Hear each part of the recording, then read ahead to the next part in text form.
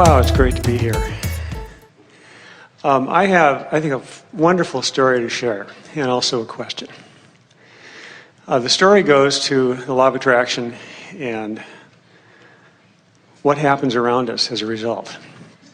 I'm a runner, a recreational runner, and I love running near home. We live in Carmel, and so I get to run in a place like Asilomar, which you've been to, I think. It's just a beautiful beach. And a few years ago, what was happening to me was I'd be running along those roads, and the tourist buses would come through there, usually to get into Pebble Beach. And first, they seemed to be really courteous of me, and they'd kind of swerve a little bit and make sure that, you know, they weren't going to have any problems. And then one of them got a little close. And I started to get a little irritated with buses. And I seemed to then start attracting more and more of those things.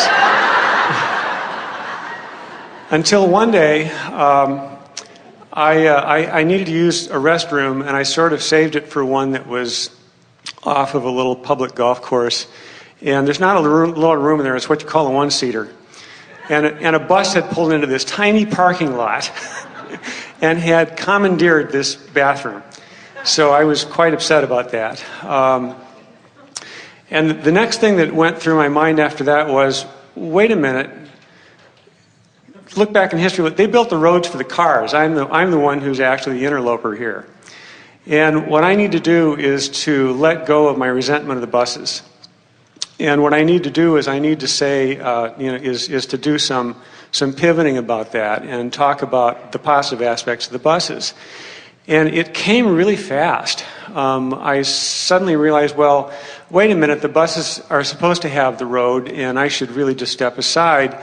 And anyway, they're bringing a lot of tourists to the peninsula, people from other countries, people who are maybe not able to get out very much from the Bay Area, and who are having this marvelous experience of sharing this environment that I love so much that I live in.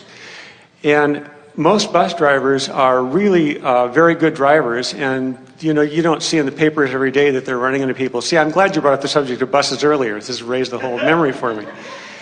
And I began to really appreciate that the buses were there. They bring money into our economy, and I just sort of went through all the great things. And I finally said to myself, the next bus that I encounter, I'm going to step aside and I'm going to give a really friendly wave to the bus driver. Just look him right in the eye and give him a big friendly wave.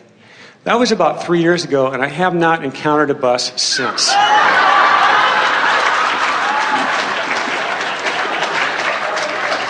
Now we have a story for you. So Jerry and Esther have been walking in a particular park, and they drive up the hill to where they park, and then they walk for half an hour. And there are many people walking and running on this road, like you, who make it difficult for them to move their car up this winding road. And sometimes they have to really get into the oncoming lane in order to get past the people who often don't seem to be aware of them at all. And Jerry... There are signs that say don't walk on that side. And there are signs that say don't walk on that side. And so Jerry has been saying to Esther, toot your horn. And Esther says, I cannot toot my horn. I really don't like it when people honk at me, and I just cannot bring myself to toot. And then Jerry will say, all right, then just sit here and follow this person up the hill, or get out into the oncoming lane. It's been a sort of bone of contention with the two of them. So Esther bought a little bicycle bell. Ring, ring, ring, ring, ring, ring.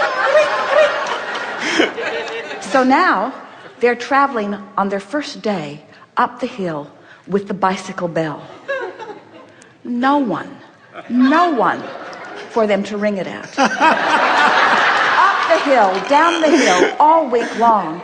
And they came to this powerful conclusion, and you've come to it too, and here it is. When you find the solution and line up with it, the problem disappears. Just so.